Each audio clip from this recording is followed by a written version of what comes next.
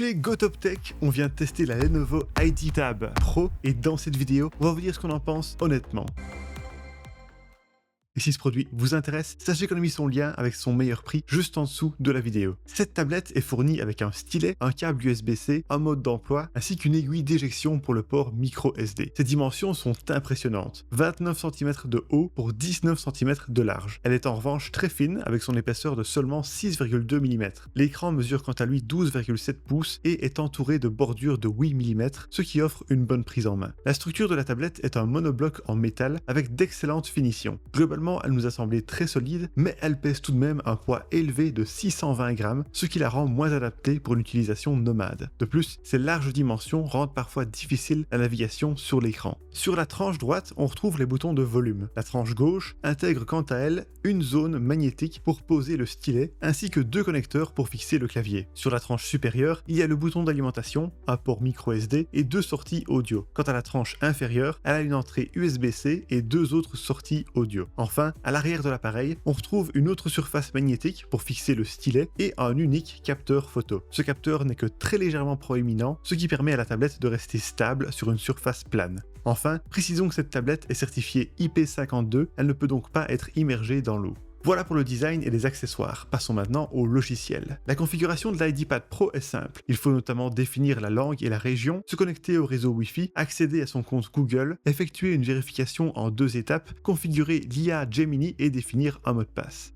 La tablette tourne sous ZUI 17, basée sur Android 15. Lenovo promet une compatibilité jusqu'à Android 17 et 4 ans de mise à jour de sécurité. La surcouche logicielle ZUI 17, propre à Lenovo, permet de fluidifier la navigation entre les interfaces et d'assurer la gestion des applications. Des options d'intelligence artificielle sont présentes, mais assez limitées. Il y a Google Gemini, un outil de traduction en temps réel, un assistant de photographie par IA et quelques fonctionnalités IA liées à la prise de notes avec le stylet, mais c'est à peu près tout. Les applications de base de Google sont présentes, Google Maps, Meet, Agenda, Gmail, Drive, Google One, etc. Par contre, nous regrettons qu'il y ait plusieurs applications préinstallées à titre publicitaire, dont 14 jeux mobiles, mais heureusement, il est possible de les désinstaller facilement. Enfin, au niveau de la connectivité, l'IdeaPad Pro prend en charge le Wi-Fi 6E et le Bluetooth 5.3.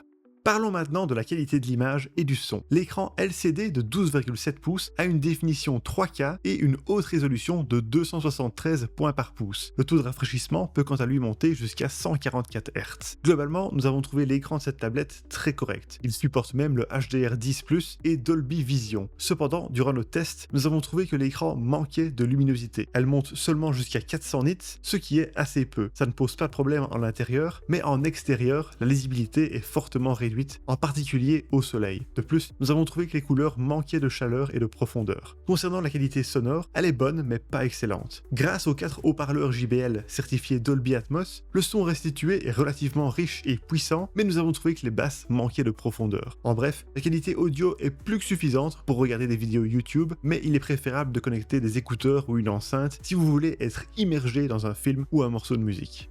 Passons maintenant à nos tests de performance. l'IdeaPad Pro embarque un processeur MediaTek Dimensity 8300, un modèle weaker pouvant atteindre une fréquence de 3,35 GHz. Il est associé à un GPU ARM Mali G615 MC6, le tout accompagné de 8 Go de RAM et de 256 Go de mémoire interne. De plus, il est possible d'insérer une carte micro SD dont la capacité de stockage peut aller jusqu'à 1 Tera. Nous avons testé les performances de cette tablette avec le logiciel Geekbench 6. Les résultats indiquent 1380 points en monocœur, par exemple pour ouvrir une application, et 4380 points en multicœur, pour gérer plusieurs fenêtres en même temps. Les performances en multicœur sont très bonnes au regard de la concurrence. Par contre, le monocœur est en léger retrait. Ces résultats reflètent ce que nous avons pu constater lors de notre test. La navigation entre les différentes interfaces et la gestion des applications sont globalement fluides, mais nous avons parfois rencontré des ralentissements, par exemple pour simplement ouvrir une application. En revanche, les performances de multitâche sont impressionnantes. Il est notamment possible d'afficher jusqu'à 5 fenêtres flottantes sur l'écran et de le diviser en deux. Lors de nos tests, nous n'avons rencontré aucun problème de fluidité, même avec plusieurs fenêtres ouvertes. Un mode PC permet quant à lui de transformer la tablette en ordinateur de bureau. Ça ne remplace pas un véritable ordinateur de travail, mais ça peut totalement convenir à une utilisation d'étudiant ou pour réaliser de petites tâches de bureautique. Le stylet, inclus dans la boîte, offre de bonnes performances avec ses 4096 niveaux de pression. Globalement, il est réactif aux différentes pressions exercées et se montre précis lors d'actions minutieuses. En appuyant sur le bouton principal du stylet, une barre d'outils apparaît avec plusieurs fonctionnalités comme la prise de notes et la possibilité de dessiner sur l'écran. En parallèle de cette barre d'outils, l'application préinstallée Nebo propose un format cahier avec lequel il est possible de prendre des notes à la main et de les exporter en fichier PDF. Un format document permet quant à lui de réaliser des dessins assez complexes. On peut aussi importer des PDF pour effectuer des annotations et surligner avec le stylet. Durant le test, nous avons été plutôt séduits par ce stylet, mais il faut tout de même préciser qu'il est destiné à une utilisation légère et non à des artistes professionnels. Notez également que ce stylet ne propose pas de charge magnétique. Il faut le charger par un câble USB-C, ce qui n'est pas super pratique, et son autonomie est de plusieurs jours. Enfin, nous avons joué à des jeux vidéo sur cette tablette et globalement, elle offre un bon confort de gaming. Nous avons noté du popping, l'apparition soudaine d'éléments du décor et quelques légers ralentissements sur Genshin Impact et Fortnite, mais rien de très embêtant. Sur Fortnite, nous sommes parvenus à maintenir 60 FPS avec les textures réglées en bas, sauf en phase intense. Enfin, le très nerveux jeu de course Asphalt s'est montré parfaitement fluide, même avec des performances graphiques hautes. Voilà pour les performances. Maintenant, parlons rapidement de la qualité photo et la caméra sur ce modèle. La caméra frontale de 8 mégapixels offre une bonne qualité d'image et il est possible d'enregistrer des vidéos en 1080p à 30 images par seconde. Au dos de la tablette, il y a une caméra de 13 mégapixels capable d'enregistrer des vidéos en 4K à 30 images par seconde. Même si elle ne remplace pas un appareil photo, la qualité vidéo est bonne. Le zoom x5 est également utile, mais la qualité se retrouve fortement détériorée à partir du zoom x3. Nos résultats sont plus nuancés en ce qui concerne la prise de photos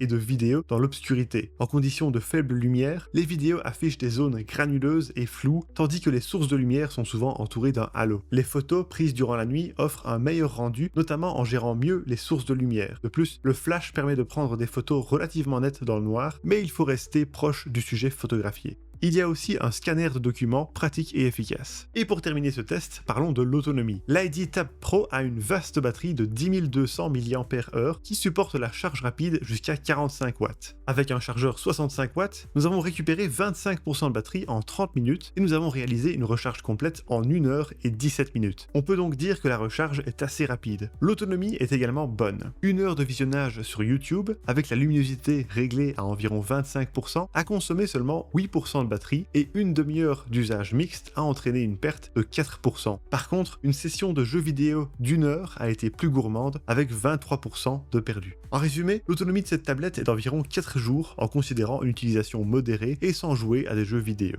Et voilà pour nos résultats de test. Alors pour résumer le tout, les points positifs de la Lenovo ID Tab Pro sont son grand écran pratique pour les contenus multimédia, son stylet fonctionnel et fourni dans l'emballage, le mode PC permettant de la productivité, ses bonnes performances surtout en multitâche, sa longue autonomie et son bon rapport qualité-prix. Quant au point négatif, son écran manquant de luminosité et de chaleur, le son qui est correct mais sans plus, quelques soucis de réactivité lors de la navigation, et le grand écran qui est tellement grand qu'il rend parfois la navigation peu pratique à la main. Et voilà qui termine notre test, merci beaucoup de l'avoir regardé. Pour rappel, vous trouverez le lien de ce produit avec son meilleur prix juste en dessous de la vidéo. Et si vous aimez les tests honnêtes de tablettes, n'hésitez pas à vous abonner à notre chaîne.